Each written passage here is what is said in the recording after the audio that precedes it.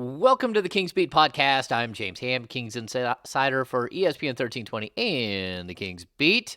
Joining me, Fox 40's Sean Cunningham. What's going on, Sean? Oh, fresh off this glorious nap, ready to do this glorious podcast with two glorious people, and I'm feeling pretty glorious. How are you guys? It's glorious. Yeah. All right, and of course, joining us as well, Brenden Nunes from the Kings Pulse podcast. Brenden, how are you? I'm good. I'm trying to get on Sean's wavelength, apparently. Not been the most glorious day, I guess. Oh, what Pretty happened, buddy? uneventful, but nothing really. Admittedly, pretty hungover and not enjoying that amazingly. So what happened last night? Tuesday. Yeah, nothing special, which doesn't make it any better. But So I'm doing hold on, okay. let me just check something real quick. No It- call from Brenden last night. Did What you get happened? drunk also? Oh, crazy. Yeah. Okay. All right. That's how he's going to Noted. roll. Yeah. You know what? You don't- Let's talk about naps here for a sec. Oh. Domantas Sabonis, he said he's a big nap guy, and that those morning games kind of throw him off because he doesn't get his nap in. Are you guys Makes him nap cranky. guys? Oh, I love. I just got done with a nap. You guys both know this. Yeah. I love naps. A minimum required. If you're going to take a nap, you need to sleep for a minimum of 30 minutes. Some people can do the 15-minute power nap. I actually am one of those people, but it still takes about 10 minutes to really kind of get into the sleep mode for me. But I think an ideal nap is anywhere from 45 minutes to an hour and a half. That's fantastic. Yeah, I like an hour and 15 nap if I can get one in the middle of the day. Just kind of chill out, relax. Yeah, and I can sleep anywhere. I literally can just put my head down on the table right now and go to sleep. Yeah. As long as it's not especially if it's a cold room. Oh, I'm all in. I'll fall asleep in 5 minutes.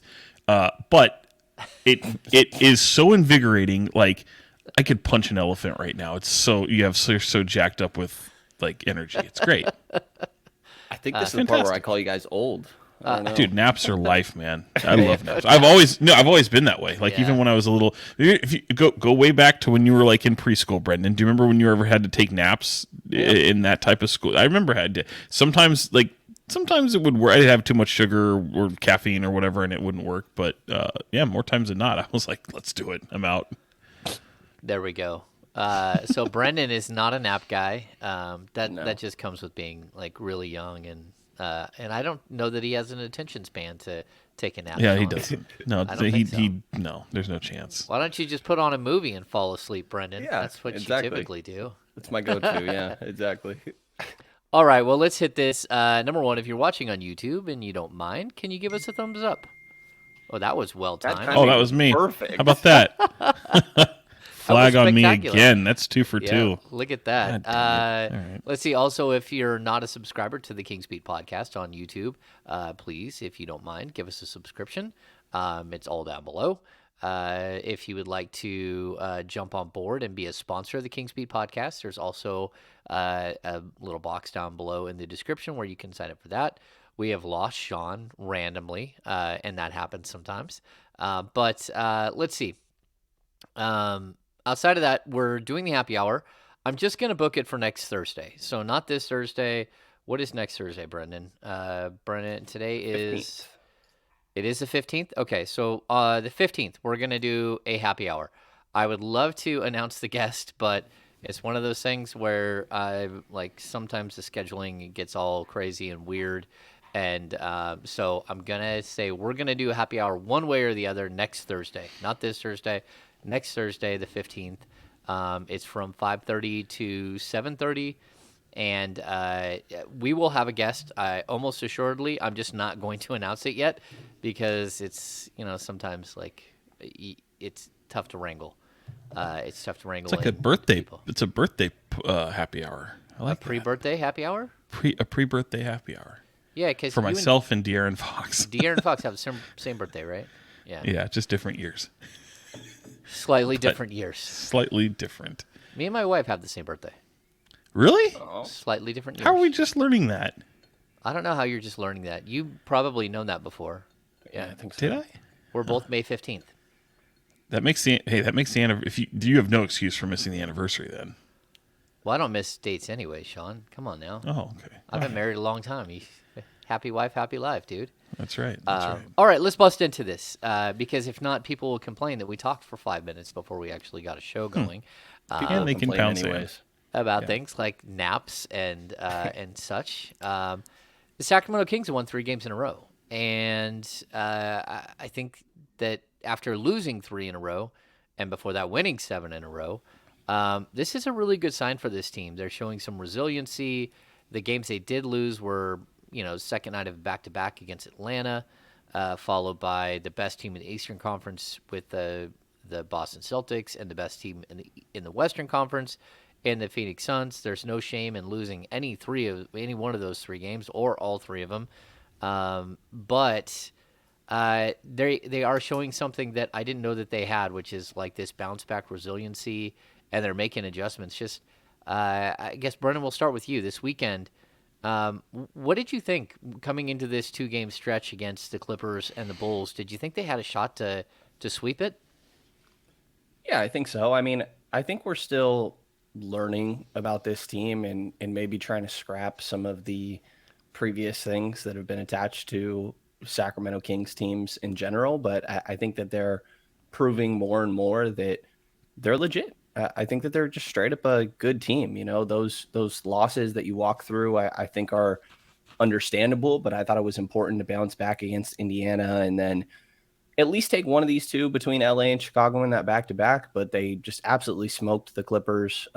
It got a little bit close, and I think guys maybe had to play a little bit more minutes than you would want on the first night of a back-to-back when you got to travel from LA back to Sacramento, but I think they did well, and I think the biggest thing for me is that they're doing it defensively. I think that they're still getting it done on the offensive end. They're still showing they're one of the top teams on that end of the floor, but to me, this team is going to go as far as its defense can carry them. And I think we've seen a lot of positive trends there as of late. So, I think that they just are proving they are better than some of the bottom teams in the league. And I think that Chicago's been struggling this year. Indiana isn't as good as their record maybe will lead people to believe.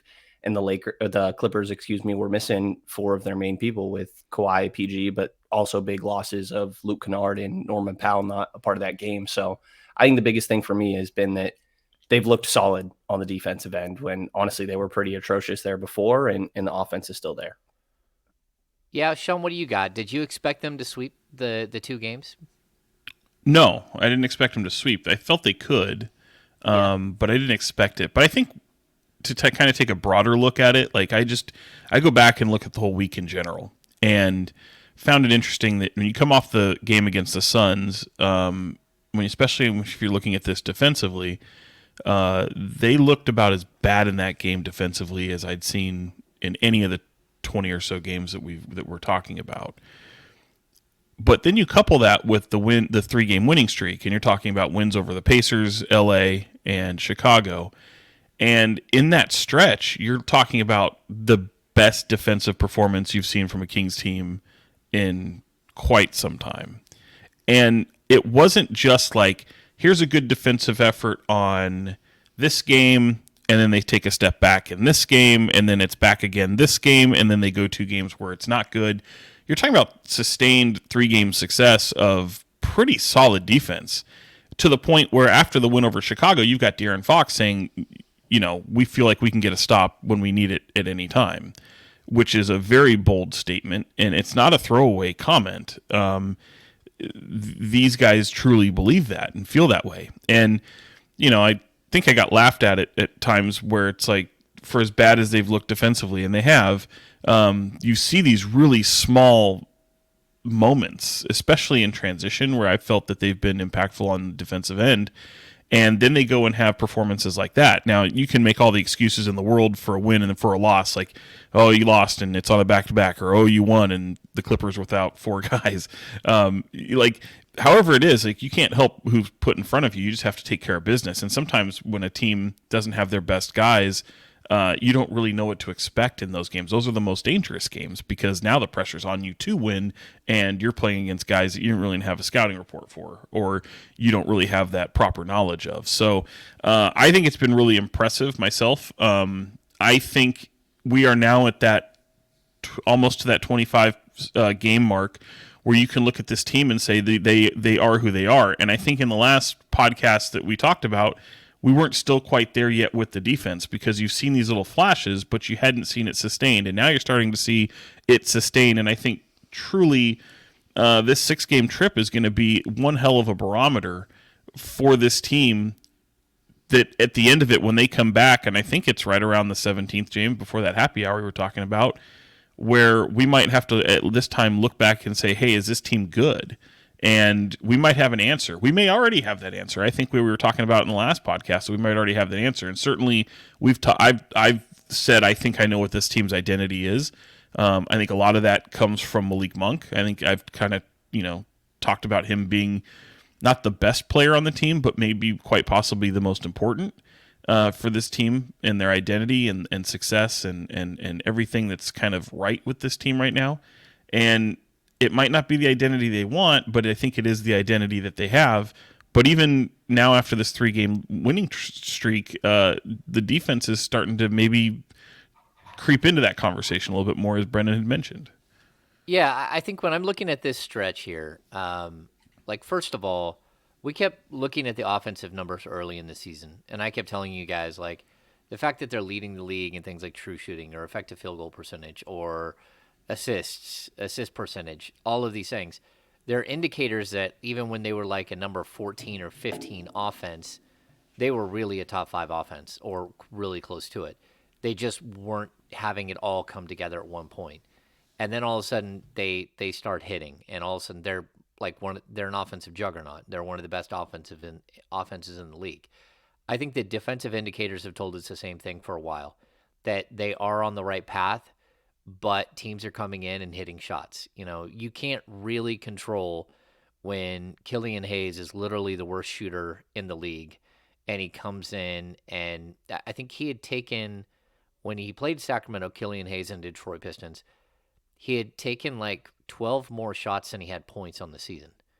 It was something so miserable. He was such a bad NBA player, the lowest true shooting number in the league. And he walks in, he starts hitting threes, and Kevin Knox starts hitting threes. And I bring this up because it's sort of the self-fulfilling prophecy. Bad teams that are known as bad defensive teams, other players come in and they have confidence and they shoot well. But the numbers kept saying that the Kings weren't really that bad. It's just the teams were making shots. And I think the Bulls game might be the biggest example of that, where Zach LaVine got hot for a little while, but you're watching him and you're like, man, he keeps doing more and more things that are unsustainable. And eventually those things turned, and the laws of averages caught up, and he started missing shots, and the Kings started getting stops. And we watched them win a game on the defensive side of the ball. And I think it's really interesting. We're watching a team, again, as of right now, they're 18th in the league in defensive rating, but they're 1.2 points of defensive rating away from being a top 12 team. And they are growing and getting better, and I think that they will actually continue to do so. And so I'm intrigued by it for sure. And the win against the Clippers is nice, but again, that team is banged up. And that's just one of those modes where I'm looking at a Kings team that is not looking past somebody like they have in past years, and not dropping a game that you just can't afford to lose against a conference rival, everything else that goes with that. But then the next game against the Bulls, the Kings have been so bad on second night of a back-to-back this season that I kind of expected them to drop one of those two. And the Bulls, of course, were the easy target because they're the team that's under 500. But the Kings came out and played well. So we keep talking about this, but it keeps kind of proving out. The Kings haven't lost to a team that is, in my opinion, that they should lose to yet. Have you guys felt that? I think the only team really that they've lost that's under 500 is were the Miami Heat, and that's not real at the time. That's not a sub 500 team. That's one of the better teams in the Eastern Conference. Yeah, I think that they've they've been taking care of business. You know, Coach Brown talked after the Chicago game that they didn't really have like an ugly win necessarily. And I'd argue maybe that like the Orlando game was kind of ugly, and they ended up pulling that one out. But I think that I mean, good teams beat the teams that they're supposed to, and I think that's what we've seen. You know, like Sean was saying that maybe after this road trip we're going to be looking and saying that this is a good team. Like honestly, I'm ready to say it now. Like I just think that they're a good team. They're doing it on both ends of the floor. Their last 10 games, they're fifth in offensive rating and also fifth in defensive rating.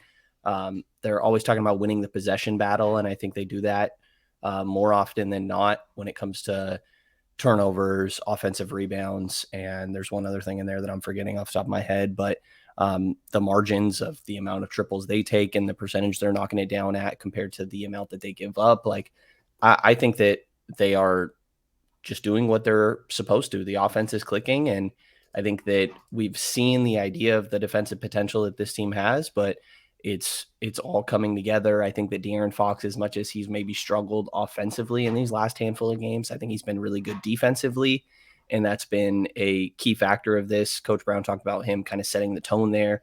Sabonis has been really solid on defense, and I think he has been for most of the year outside of some foul trouble. And I don't even know what to make of some of these whistles that Sabonis is getting.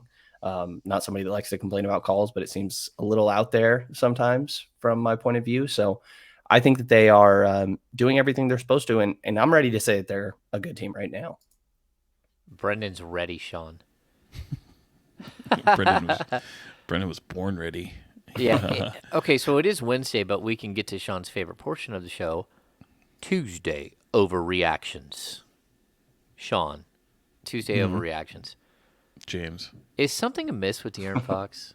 Or are we just seeing a player who, number one, had a couple of games where he was a little beat up and got sick, and then next thing you know, he's just kind of feeling the flow of the team and not really like jumping out and doing something spectacular?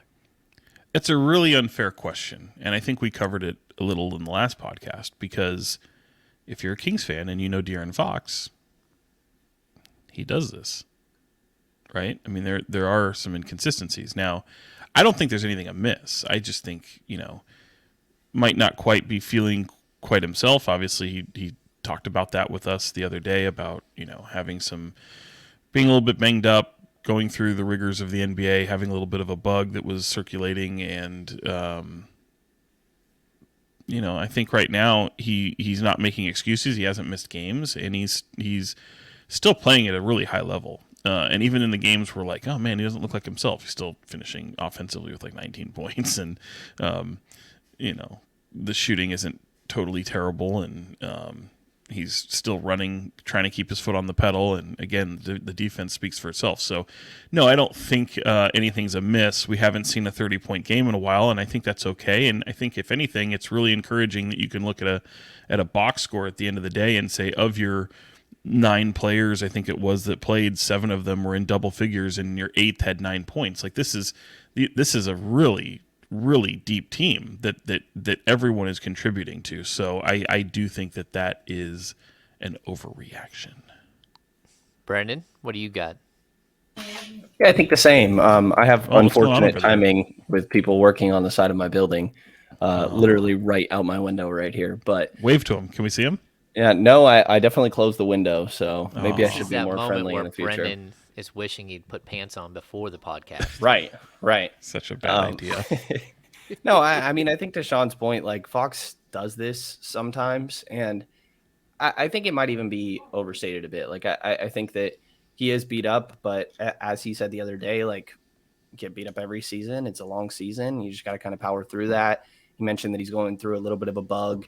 Like, and he just doesn't seem like he's moving right when he's out there recently, but defensively, he's totally getting it done. Like, I still think that he's doing everything that you would want. And I get why, like, because Fox has a tendency to do this in years past and kind of just have stretches of being the player, the all-star caliber player that everybody wants him to be, but it hadn't happened consistently. So I get why when there is this slump that everybody's quick to be concerned about that. But I still think that he's doing everything you need him to. I think that he takes over in moments. Like, I think it was that Indiana game, if I'm remembering right. He only had one shot in that first quarter, and it was at the very end of that quarter. But then he still ends up with 19 points. I thought he turned it on later. So I'm not really worried. And the best thing about this Kings team, I know, James, you were asking a lot of people about it after the Chicago game. The best thing is there's so many guys that can get it done. Like, if Fox isn't having a great night offensively, then Harrison Barnes can have a night, or Keegan Murray can have a night. There's Malik Monk seems to have a night every single night as of late.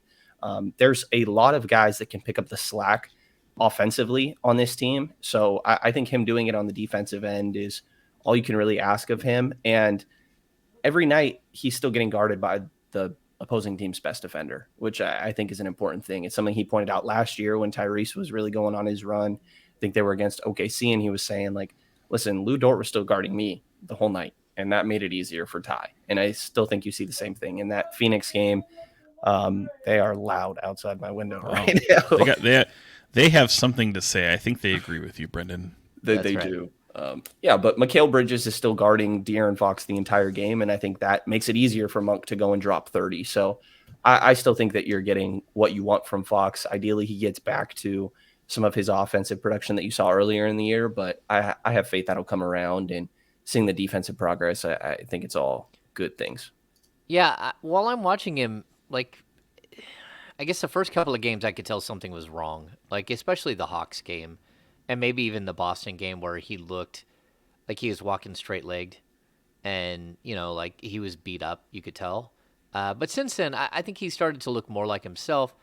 I just don't think that they've needed him to be that guy. And so in a lot of instances, I think he is kind of like he's okay for a short stretch, kind of recharging himself. And while they're winning, allowing other people to find the success and to blow up, but also to like kind of just collect himself and like, okay, I'm going to have to be this player for, 82 games a season or 81. He's already missed one.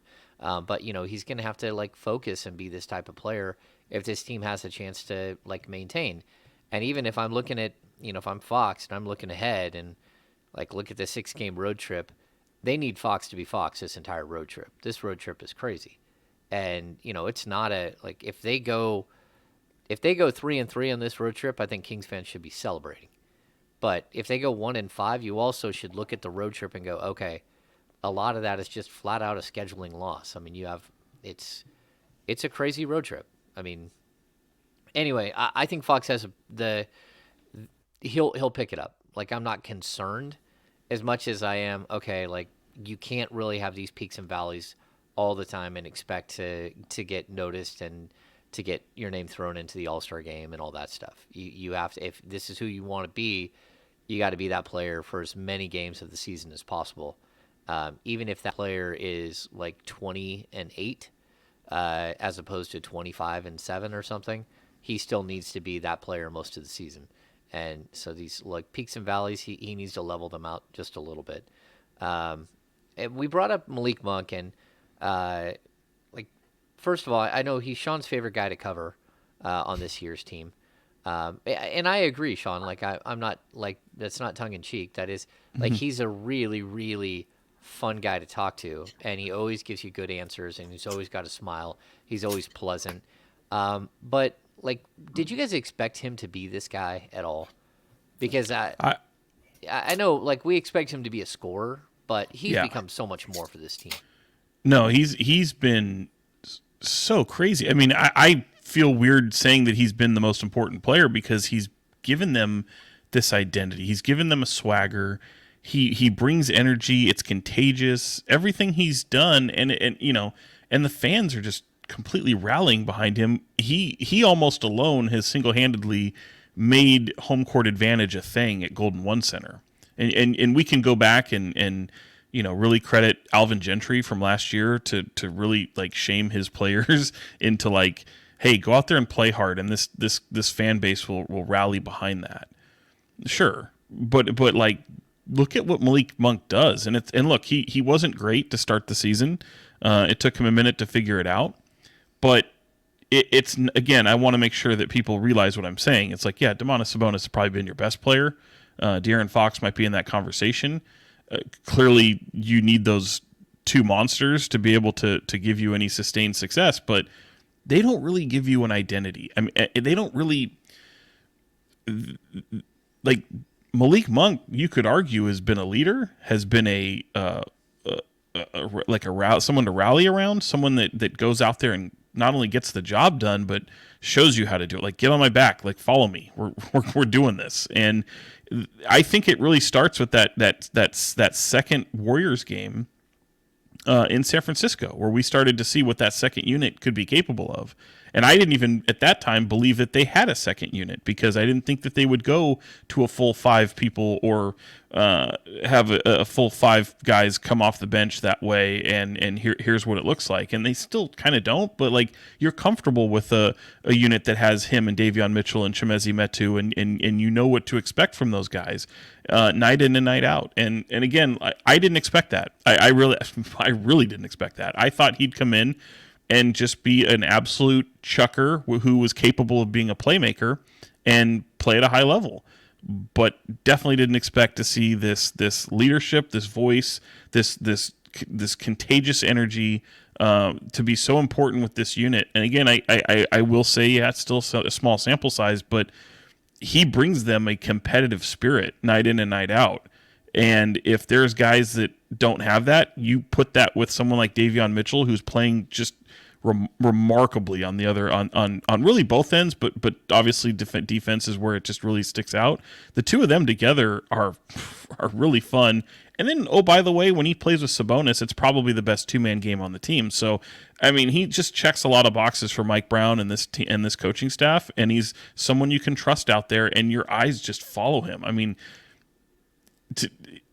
I can't say enough good things about him, and I didn't expect him to have that type of role with this team, and it's kind of a pleasant surprise.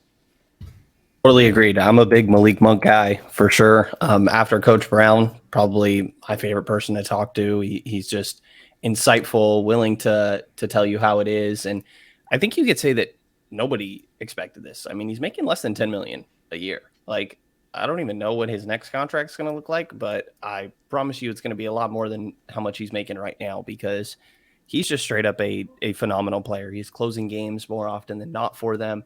I think they went with Davion Mitchell at the end of that Chicago game because Davion was playing some phenomenal defense, as Sean was just kind of talking about. But last 10 games for Malik is 18.2 points, 4.3 assists. He's third on the team in assists behind Fox and Sabonis.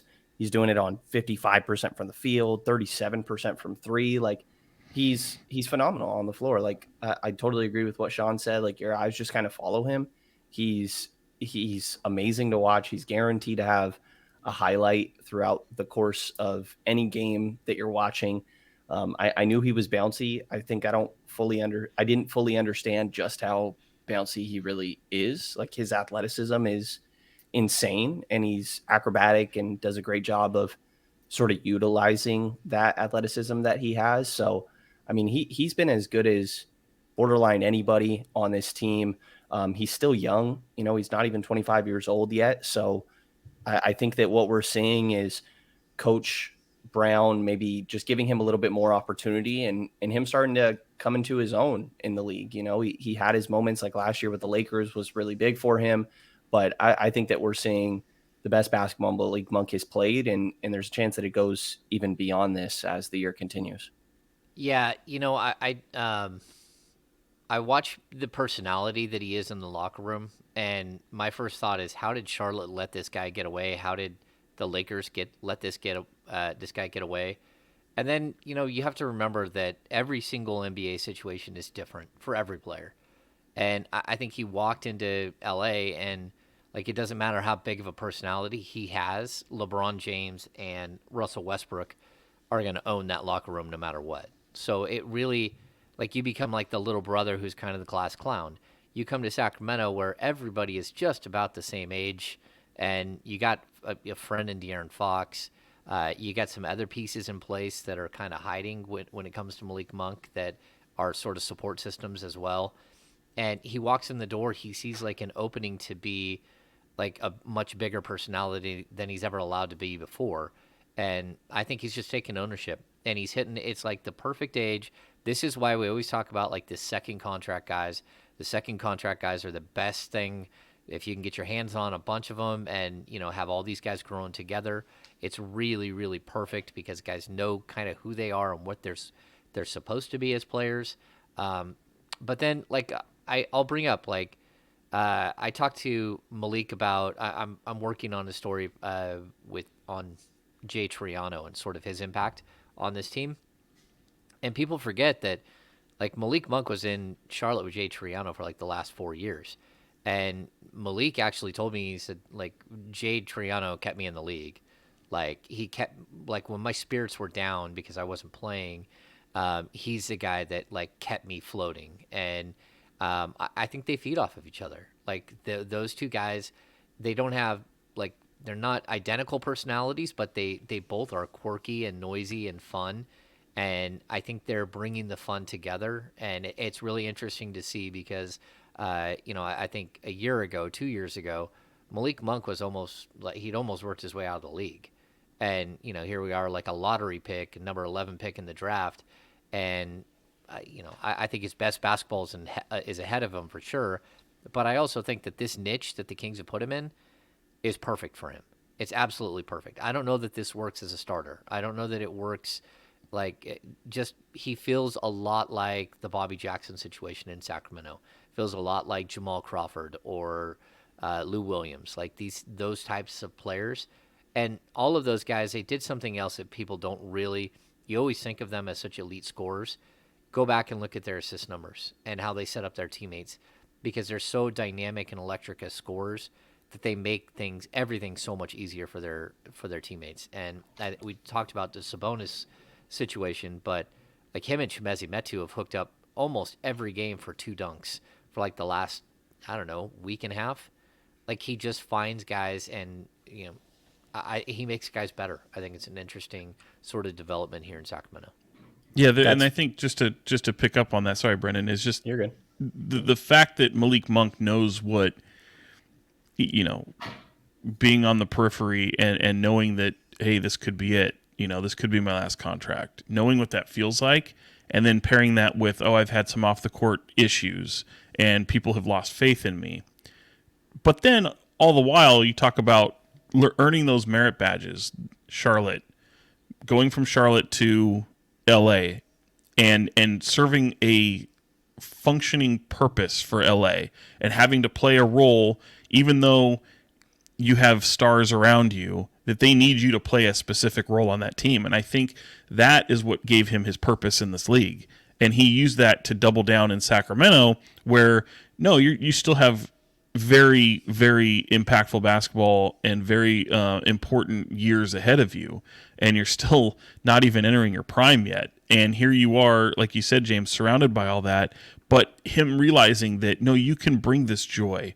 You have a whole new outlook on what your career can look like. You embrace roles where other guys come in, and like he told you, he's told us several times, where it's like, no, every player wants to be the starter, wants to hear their name introed and be that guy. Yep. But to have the lasting impact, you have to be willing to sacrifice and have to be willing to play a role. And honestly, I think this role is better suited for him anyway. And he's reaping the benefit of that, and so is the team. Like, you can't have hollow numbers. I mean, they're winning. He's a huge part of that, and he's putting up fantastic numbers. So, and just because it's off the bench, it doesn't matter. And I love the fact that Mike Brown is already kind of championing the 6 man of the year role. Not even 20 games in at the time he was doing it, right around the 20 mark. It's fantastic, and that's the role that you really envisioned for him when he got here. Is like, you can put up buckets, you can definitely have a high scoring average, and you can be in that running. But now it's like, oh no, you've got assist numbers, you've got defense, you're really helping him be this energizer, and you're forming an identity for the Kings team that was sorely needed one. So there's just a lot that goes well when you talk about Malik Monk, and he's been a huge route. I mean, man, you just look at that building. He brings so many special moments for that building to be at its loudest, at its peak level, and it's creating an environment that is hard to play in for visiting teams again. Totally with you. I think the passing has been the most surprising thing to me. I think that he's always been a good passer, but maybe I just didn't understand the extent of it. He said that coaches kind of enabled him to do that even more, but I think that he unlocks his teammates. You mentioned the lobs to Mezie. I think he does a great job in that 2-man game with Sabonis. And to be fair, everybody does a great job in the 2-man game with Sabonis, which is just a credit to Domas and how phenomenal he is. At the same thing, I'm crediting Malik for just enabling his teammates. But I think Malik's been great, man. And I love that he like acknowledges, of course, I'd love to be a starter, but has totally embraced the bench role. I'm all aboard the 6th man of the year, Malik Monk conversation. You know, there's a handful of other names. I looked into it a little bit. Like Benedict Matherin's been great. We just saw him. Christian Wood. I think Norman Powell's part of that conversation, and really like Russell Westbrook, I think, is falling into that conversation. The other one that stands out is Malcolm Brogdon, but I think Malik Monk is right there. So I think Malik Monk deserves to be considered for 6th man of the year. I should probably do this the right way, I guess. Malik Monk deserves to be considered for 6th man of the year. Ugly sock. What is wrong with you? Malik Monk for 6th man of the year. You look like you're struggling more than Mike Brown. I could have just put it on the table, but you wouldn't have seen it. Oh my gosh. Like if you guys haven't seen that video, you should watch it. Like Time Mike to retire Brown, that sock, buddy. Yeah, you got a hole in that there sock, just so you know. It's the one their sock. see the hole, so whatever. He kicked the table and slid it. It was Sean. You weren't up there close. But No, I saw you. I saw you jump to you were Johnny on the spot to try and catch it. Hanging on by like maybe 1/8 of an inch, just like the little rubber cup on the bottom was like, oh no, and he still had his foot up there. I'm like, oh man, this is gonna be bad. Mike Brown kicking over a table. There's another Mike Brown meme. I should have just let it happen because Avery wasn't gonna do anything. Avery kind of was wish you standing had. there like, what's happening? It would have been even better if the table fell. Yeah, but would it though? Like that's Maybe not. not. Yeah. Yes, he tipped over a table to tell you how much Malik Monk should deserve to be 6th man of the year through 20 games. Absolutely. You know, I wrote on this just the other day. It's not just we keep talking about like the top 6 guys, right? But we're starting to see the other like 3 guys in the rotation. Sometimes it's 4. You can kind of throw TD and Trey Lyles in this conversation as well. But over the last couple of games, it's been Davion Mitchell with incredible defense. It's been KZ Okpala, who they're bringing in to slow down like some of the elite scorers in the game, and he's actually doing a really good job. And then it's Chimezie Metu, and like these 3 guys, maybe more than anything else, they just out of nowhere figured out what their role was and are accepting their role and playing to their strengths. And there is no more, especially with Mitchell early in the season, there was that delay. Like you could see the 0.5 of a second rule that they have. It's not that you have to do something within 0.5 of a second. It's that you have to make a decision on what you're going to do within 0.5 of a second.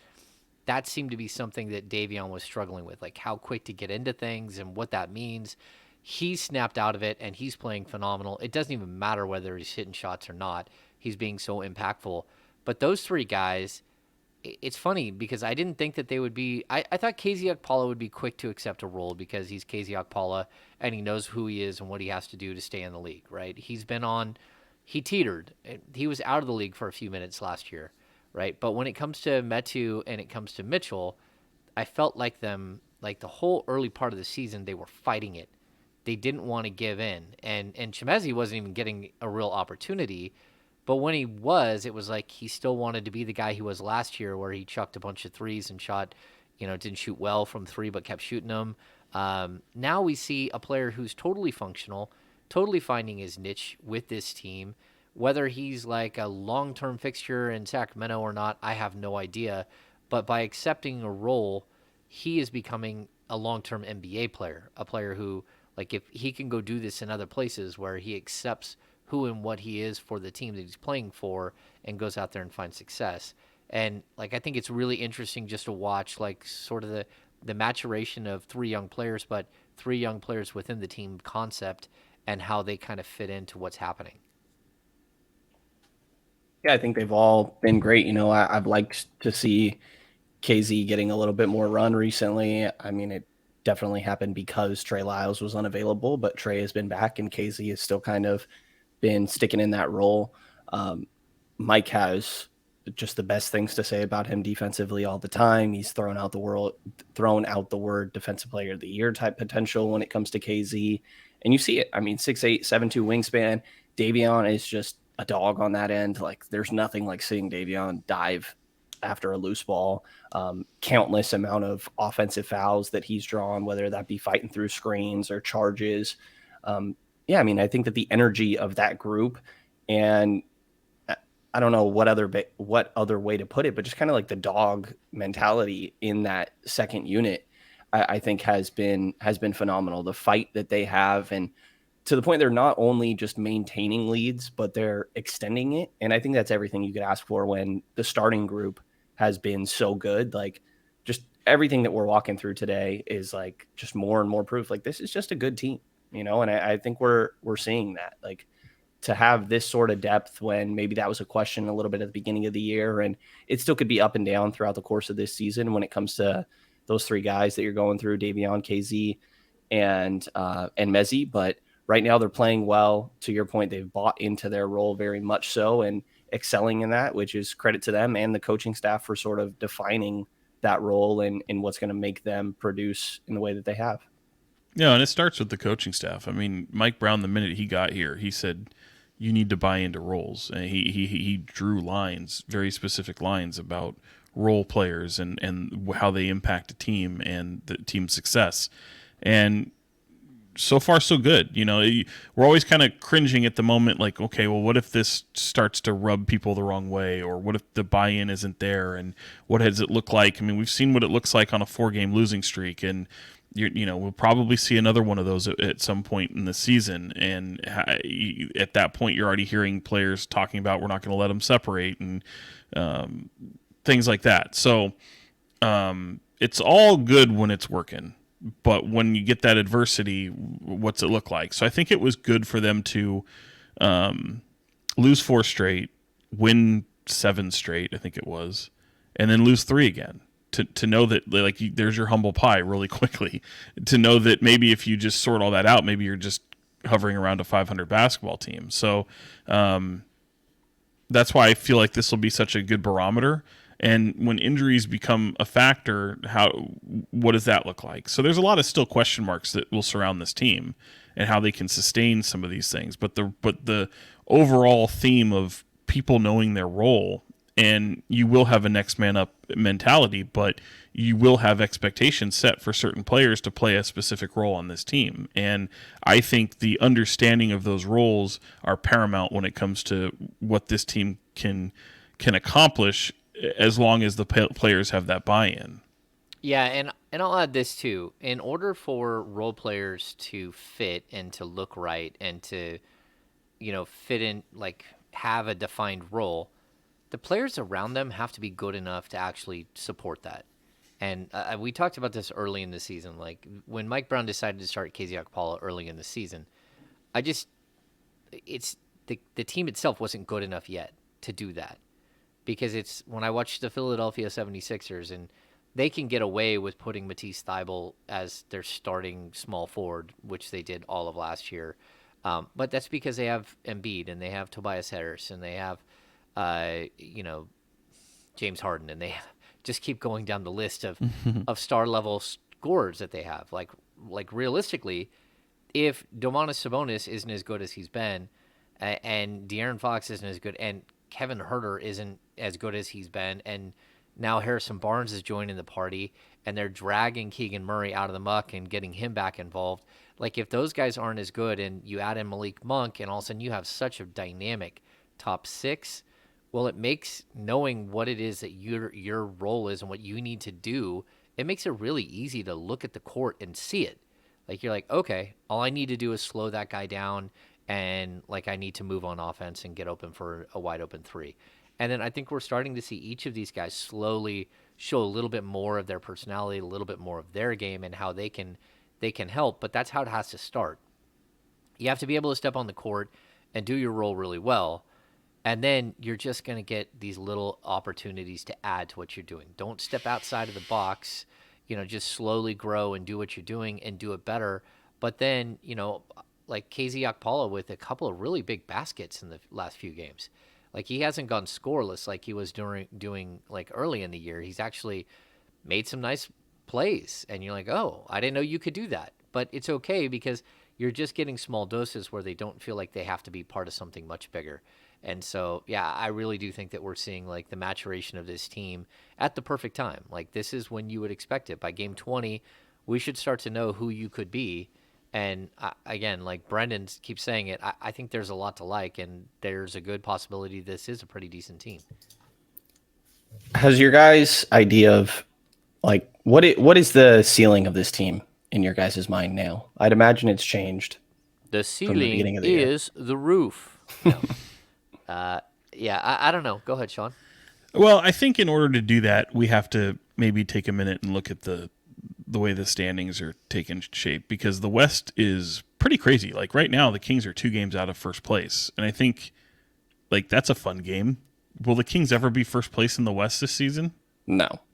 I don't think so either. Like I think Phoenix is probably going to be too dominant to give that up. The Pelicans are surging. I think Denver, the Clippers. I think you have several teams that are capable of taking that over. Golden State's, won 7 of 10 again. They're only 3.5 back, and that shows you that just how everyone's just kind of jumbled up there. From the difference between first place and 11th in the West is 4.5 games. So it's getting a little bit bigger. I know at one point it was 2 games. Right. And the weird part is, like, if you look at Portland, for example, like that's a good team to look at because they started off so well, and then Damian Lillard goes down for 7 games, and they only won 2 of those games. They lost 5 of the games that Dame was out for. And he just came back, and during that time, granted, they won last night, I believe it was.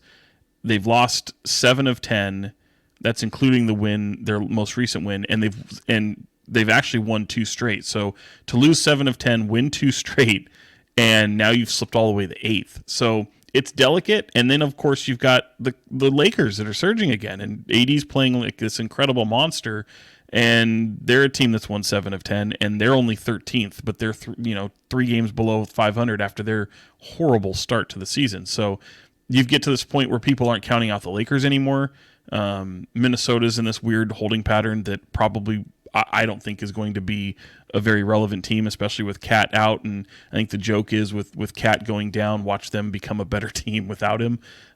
They're interesting. I mean, Utah's kind of slipped a little bit more, and they're still 2 games over 500. So you just got a lot of wonkiness right now in the West. And I think the Kings have positioned themselves really, really well at 13-9 to really kind of make some noise, and that's why this is such an important trip. And I know they won't look at it that way. They'll look at it in 5-game increments, as they should. But if you're able to keep your head above water, I think we will be able to know if for sure if this team is a good team.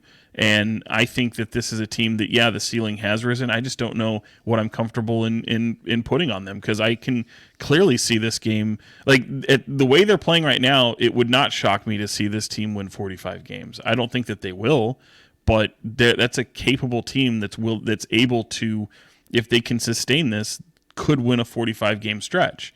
You're already at a 20 mark into the season. That's a quarter of the way there. So, yeah, I don't know about you guys, but I think in order to answer that question, you really have to see what's kind of taking shape around the West. I'm shocked that Sean just danced around a question about what this team should be. Well, there's no should. You said what the ceiling is. Should is not ceiling, sir. You're right. Yeah. They're pacing. Hey, how about right this now. though? Seriously, 8-4. You're 8-4 at home. Like the You're Kings never 500 play on well the at road. home. Well, 500 yeah, on- but they haven't played that much on the road. So like that, like Yeah. it's to me it's you've played 2 more games at home, or excuse me, you played 2 more games on the road than you have at home in your win games. You've won 8 and you've only played 10 road games. You've won 8 home games and you've only played 10 road games. So that's where we're going to see like their record against 500 teams, their record against winning teams, especially the record against teams last year that were playoff teams. You start to look at that, and you can kind of. I think you still need more sample size, but there will be some separation at one point. But I'm looking at that, and I really feel like this standings through 22, 25 games for some teams is really starting to tell you a story of what this season will be. Yeah, they're pacing right now for 48.5 wins. I mean, it's impressive what they're doing, and I don't remember like have we covered a team in like the last 15 years, Sean, that has gone 5 games over 500 for at any No, point? I don't think so. So no. like if somehow they find a way to beat the Milwaukee Bucks, they would be 5 games over 500. Like I don't remember there being a point where that's happened. But that means you got to get through the Bucks, and the Bucks, that's a whole nother challenge. It's a whole nother challenge. It's a good question though, Brennan. What does it take for the stink to be off this team? Like, I mean, you guys just talked about a little bit Doing of it, history. just doing it, playing more than 20 games, playing more. Game You have to game do it. You have to 82, sustain it. Game Yeah. 82, they're in Just the get there. playoffs. Yeah, I mean, and like even Sean said it so many times. Like this 7-8 seed at this point, that's not part of the playoffs until you win the play-in games. You need to show that you can get in the playoffs to end the playoff drought. And so, like right now, everything's great, but they need to build off of this and not just take a 1-5 road trip or an 0-6 road trip and take a huge step back, because that's always what you're waiting for. Like, where's the resiliency of this team, and can they fight through when the schedule bites you? And like right now, the schedule is about to bite them, and how do they respond? And even like we talk about this road trip, like of the 6 games, two teams are under 500. I think the Knicks and the Pistons, but the Pistons game is the 6th game on a 6-game road trip. That's the worst game ever. That's a game where you literally can get beat by young legs, and so they've got to prove that they can go in against top-notch opponents. I know the stat was like a week and a half ago was they were 3-8 against teams over 500. They've gone on to beat a couple of teams with 500 or better records, but I think it's probably like 5-9 at this point. They need to find ways to beat teams where you're not expected to, and to win on the road when things are tough, and to bring your own energy. And I think even as of right now, like not everyone on this team is playing well, and they're taking turns kind of having these rough patches.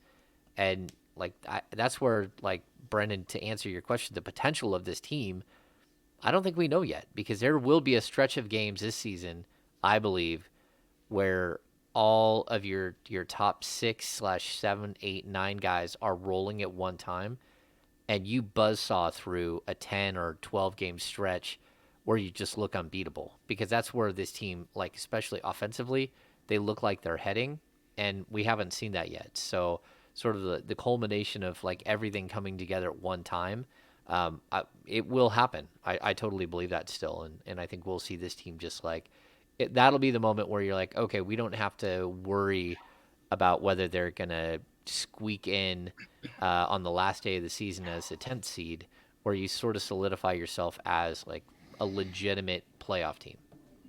We have to see if it happens.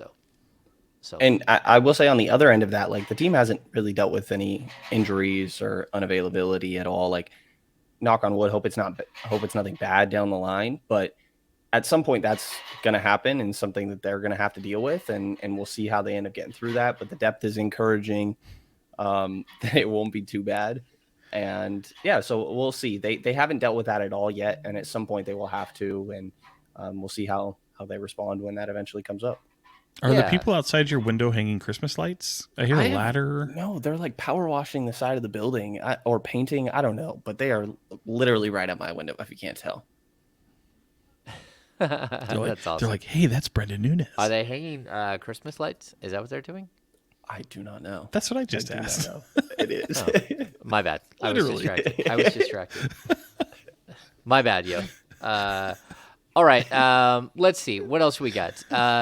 Some of these guys, like Kevin Huerter, keeps missing threes. Should we be concerned? Absolutely not. No, I didn't. 1 of 11, by the way. In that, was it at the Chicago game? 1 of 11.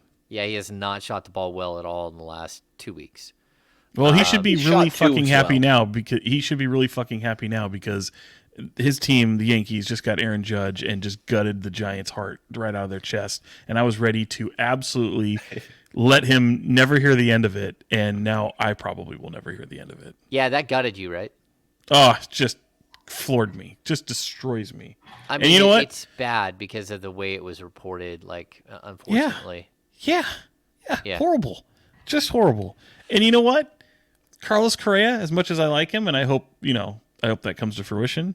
It's not the same. Like him and Mitch Haniger, that's your second play. Like that would be an appropriate second place. You'd be really happy. Here, welcome to Giants Talk with Sean, Brennan, and James. Jesus Christ, man! It's just disgusting. I'm so pissed. Yeah, if they wanted to Sorry make for a that. big move, go trade for Sean Murphy from the Kings, from the A's. Well, He's and available.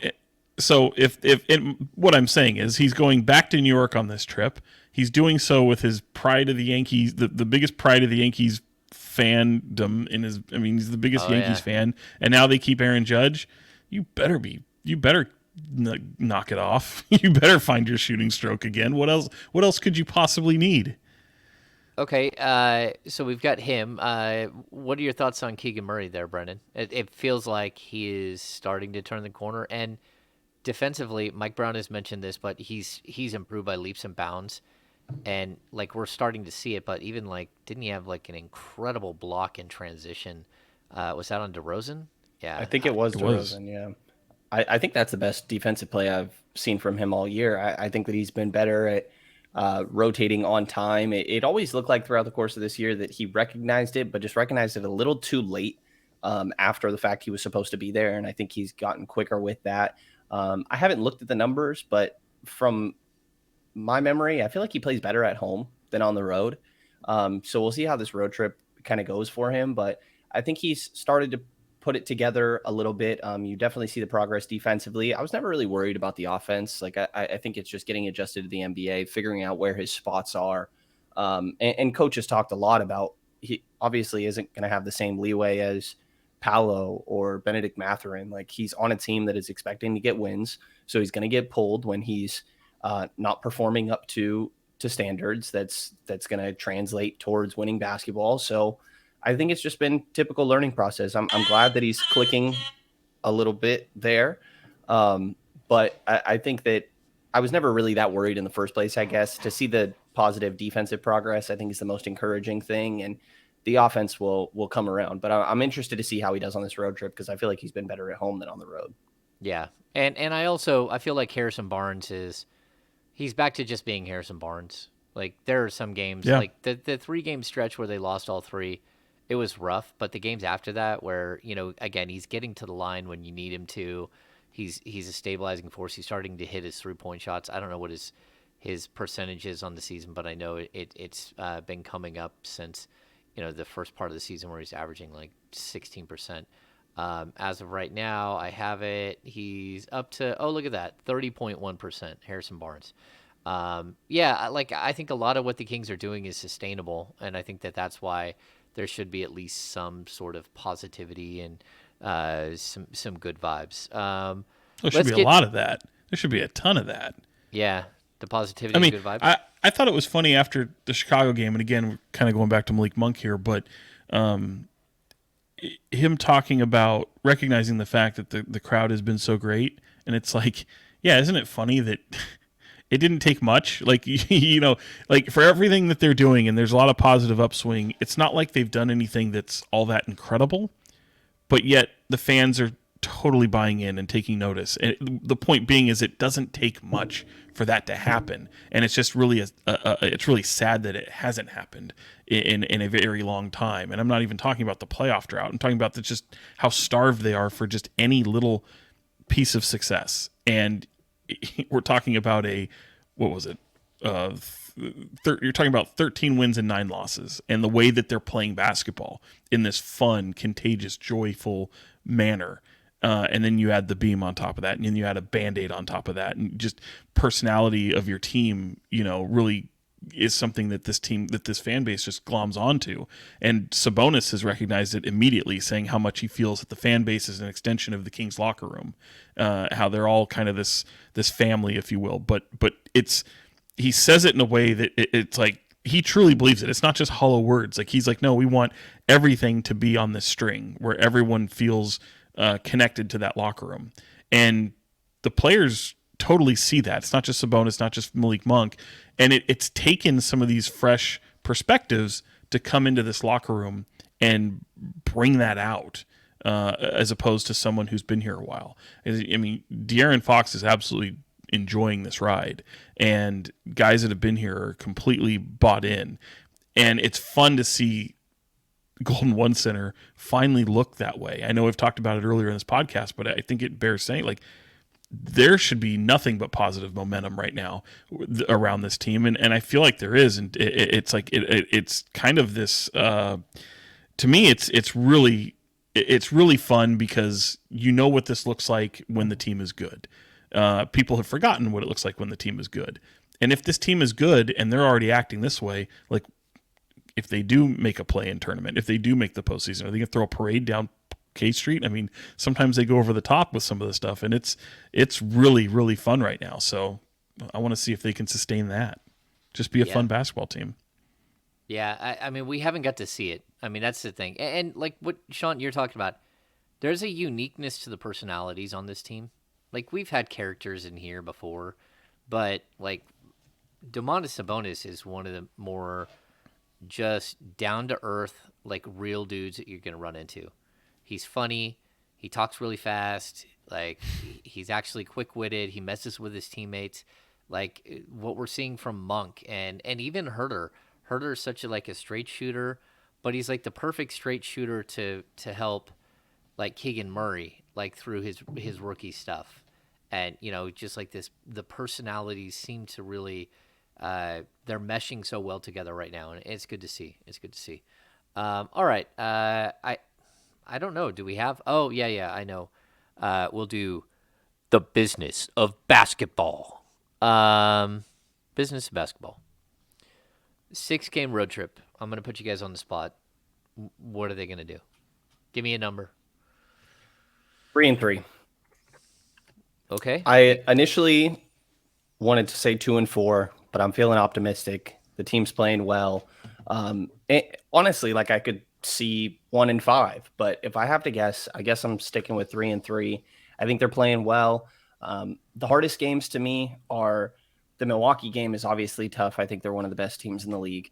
That Toronto game might be the most difficult. Second night of a back-to-back, going from Philly to Toronto. I think Toronto's length and the amount of guys they have at their wing forward size, I think could catch up to the Kings a little bit. But I think there's winnable games in here. Detroit might be tough. Last game of the trip, as you mentioned earlier, James, but I think New York is winnable.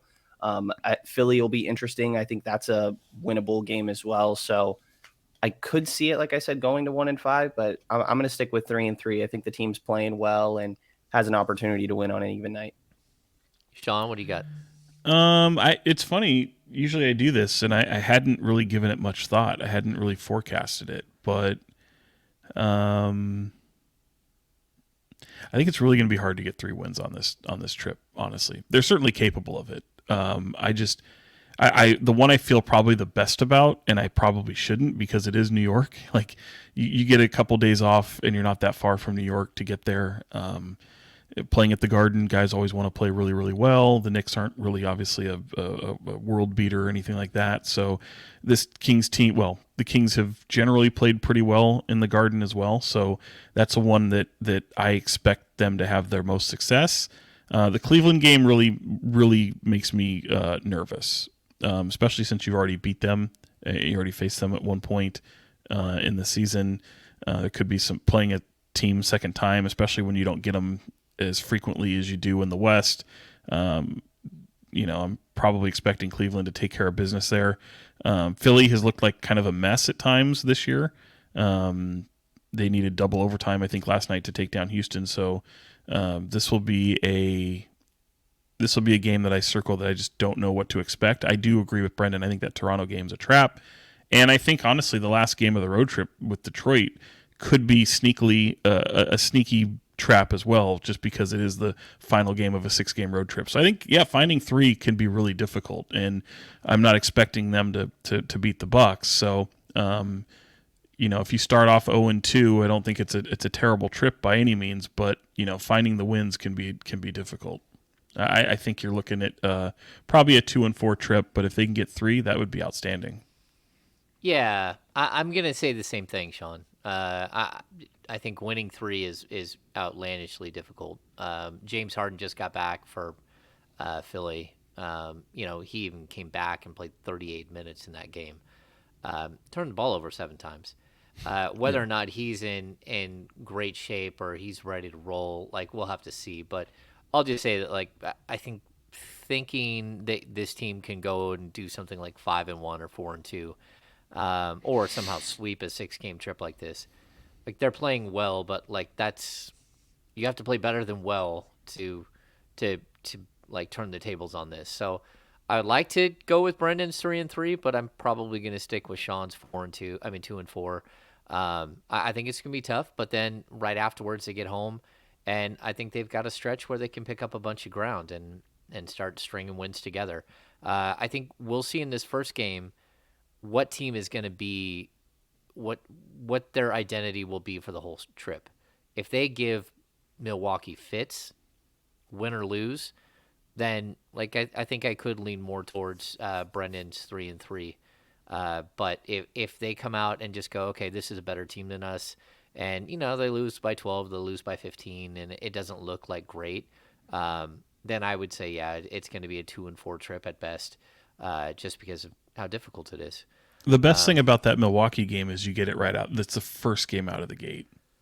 To me, I think that's optimistic, and that's a good thing. And by the way, if they go 2-4, or even 1-5, it's not the end of the world. This team has bought some equity, and the thing I think that's been most encouraging, and we've talked about it, is even in losses, they've played pretty well. Like, I haven't looked at many of the games this year and gone, man, that's just like, they have a competitiveness about them.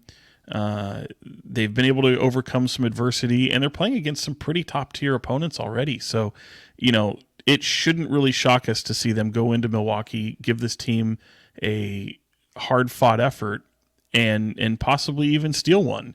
I think they are capable of taking down one of these upper tier opponents on this trip. And if they do that, that there's obviously much more of a pathway. It's how do you handle the games that maybe you should be considered to have an edge over, like that Detroit game, which again, there are factors there, and you've played them once already, but you're closing out your trip, and all of a sudden things can sometimes go a little bit crazy with the final game of a road trip. So how do they handle that? That'll be interesting to see. And that's why I feel like this stretch of 6 games, not only is it long, I mean, it's over a good portion of the month here, and then you come back and you're home for the holidays, and that can be tough as well. So this is an interesting month for sure for the Kings, and we're gonna answer a lot of questions about this team very shortly.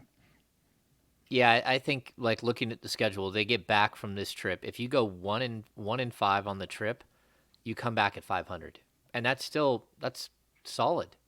Right. And then you've got 11 out of 13 at home after that.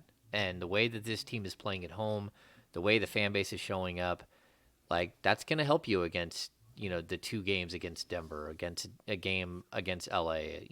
There's some tough games in here. Even like Utah is playing much better than anyone expected, but there's a game like against the Hawks where you better, the Kings have circled that game. They're ready to go thump somebody. Yeah, it should be interesting. All right, Brendan, do you have any final thoughts?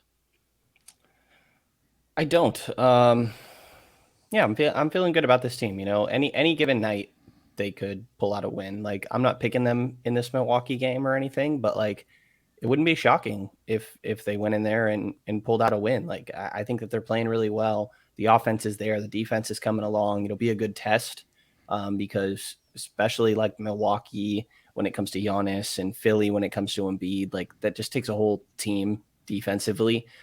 So I think it's going to be a really good test for them to see how much progress they really have made on that end. But I'm feeling good, man. Maybe I'm too optimistic at this point, and I'll be humbled a little bit during this road trip because it's really tough. But I think they can win on any given night, and it's not a feeling I'm used to with these Kings teams. So I'm optimistic. All righty. He's optimistic. Sean, what do you got? Final thoughts? Well, I'm optimistic for sure. I think I laid that out, but my final thoughts would be hug a Giants fan today. Just if you know a Giants fan, Just give him a hug, man. It's I holidays. don't know. Like, I think you need to do more than hug an A's fan at this point. I Well, yeah, but they're used to misery, and we just hope Yeah. that they keep their team across the bay and they can figure some that's- things out. But it's Yeah, I don't looking think bleak. that's I mean, gonna there was some optimism the other day, right? And then the commissioner comes out and pissed all over that. So I don't know. the commissioner's just not been great about this situation. He's not. He's Neither he's is the not been team, great. by the way. No. But I mean, they've gone pretty far down the path. They just didn't get it done. So, yeah, I'm expecting bad news. And like I've said all along, that if the A's do in fact relocate, I will not be relocating my fan base with them. My fandom with them as an A's fan. They can kiss my ass if they move to Las Vegas. We're becoming Padres fans. We've already That's right. made the decision long before they even when they brought in Bob Melvin. We're like, okay, we can do that. I hope your Giants get Sean Manaea. Although former A's lefties have not fared well there in San Francisco. So Hey, Barry Zito was fantastic. He struggled, but he came up. He came up when it mattered most. okay, but he got paid a lot for not doing anything. He got paid a lot of money. A lot of money for just really not being a ball player anymore. Yeah, interesting. Sweet. Okay, well, let's see. We've got another pod later this week. Happy hour we're going to schedule for next Thursday, which is December 15th from 5:30 to 7:30. In order to get an invitation to the happy hour, you must be a premium subscriber to The King's Beat. Go to thekingsbeat.com, subscribe, become a premium subscriber. It's really not that much, and you get access to everything that we do. Outside of that, happy holidays, everybody. Hopefully your Christmas shopping is going all right if you partake in Christmas shopping. If not, hopefully someone's buying you something. And let's get ready for a really crazy, wild week of Kings coverage where they're going to be tested. So for Fox 40s, Sean Cunningham and Brenden Nunes from the King's Pulse podcast. I'm James Ham, Kings Insider for ESPN 1320 and the King's Beat. Thanks for joining us here on the King's Beat podcast. See you later this week.